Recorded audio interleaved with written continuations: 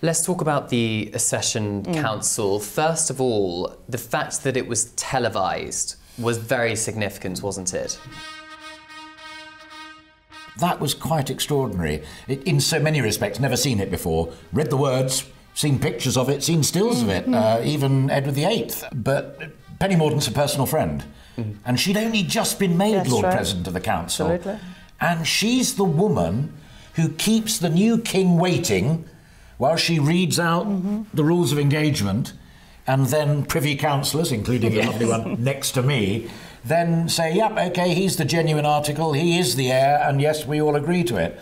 And it was just magical, because it was constitution, it was politics, it was people we've elected, people who lead us and we can get rid of, bringing in the guy who is there to do the job of work because he is the eldest son of the now dead monarch. I just thought it was magical. He'd lost his mother on the Thursday. Here he was on the Saturday morning, standing in front of all of his Privy Councillors. They're his Privy Councillors now. And it was quite a moment, I have to say. And there were 6 Prime Ministers there. Yes. People from Wales, Scotland, Northern Ireland and England. And, of course, following the Accession Council, all the flags were raised to full mast, just for 24-hour periods, celebrating the new monarch, even though it was only, less than 2 days earlier that we'd lost our old one. So that was an interesting time.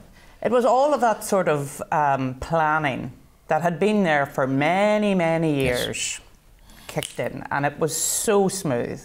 And obviously, because the Queen had passed away in Scotland, there was a whole different arrangement then that had to be gone through in terms of how we would progress down to London. And the other moment, which I really did think was special, and Arlene and I both adore Parliament and everything that it stands for, both houses of it, was the number of members of Parliament who chose to accept Lindsay Hoyle's invitation as Speaker to retake their oaths of allegiance. Labour and Tory, Liberal Democrat, across the spectrum, lining quietly up just to declare their loyalty to King Charles and his heirs, etc., etc., etc. And she laid at rest in St Giles Cathedral for 24 hours, particularly symbolic for me because it showed the late Queen was truly a queen of the United Kingdom.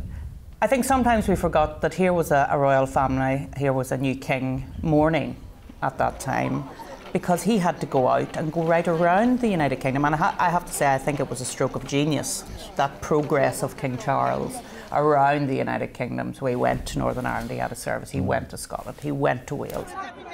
And it allowed people to show their respect for his late mother, but also their love for him. And I think that that was really, really strong. We were going out and talking to people and asking them why. Why were they standing in a queue for 12, 14 hours? Why did they feel that they wanted to do that? And I think people really loved that.